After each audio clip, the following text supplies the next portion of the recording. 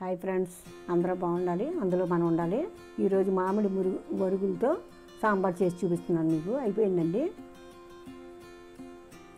సాంబార్కి పప్పు, చిన్న గ్లాస్ పప్పు వేసుకున్నాము. చిన్న గ్లాస్ పప్పు, 4 పచ్చిమిరపకాయలు కడిగి పొయ్యి మీద పెట్టాను. గిన్నెలో వేసి ఈ పప్పు బాగా మెత్తగా ఉడకాలి. ఈలోపు ఉడికిన పప్పుని కలబెట్టి పప్పు గుత్తితో మెత్తగా కలబెట్టుకుంటే పప్పు చారు చిక్కగా బాగుంటుంది. అయిపోయింది పప్పు. ఇప్పుడు వాటర్ పెట్టి వాటర్ కాగిన తర్వాత ఈ పప్పుని వాటర్లో వేసేసి కూరగాయ ముక్కలు, దోసకాయ ముక్కలు, ఆనపకాయ అన్ని ముక్కలు కోసుకున్నాను, ఉల్లిపాయ ముక్కలు, బెండకాయ,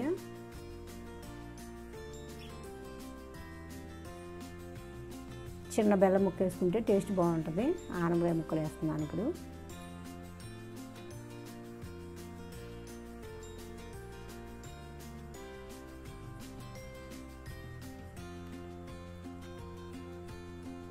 ఆనపకాయ ముక్కలు అయ్యి దోసకాయ ముక్కలు కూడా వేసేసానండి.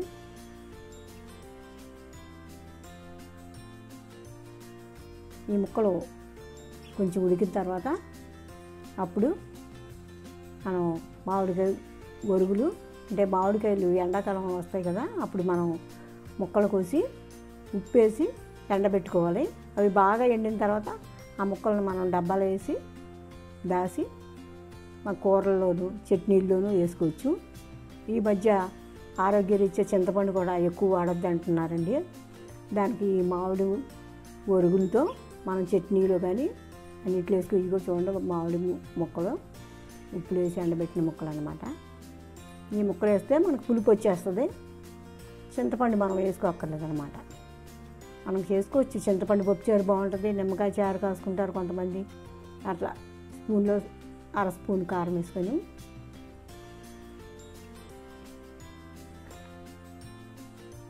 పసుపు,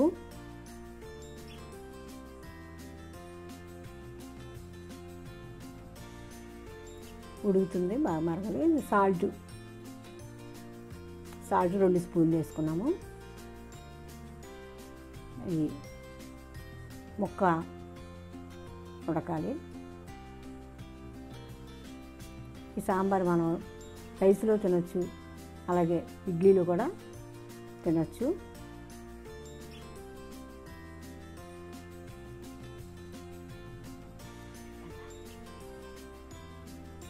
ఉడికిపోతుందండి. ఇప్పుడు తాలింపుకి అన్నీ రెడీ చేసుకోవాలి.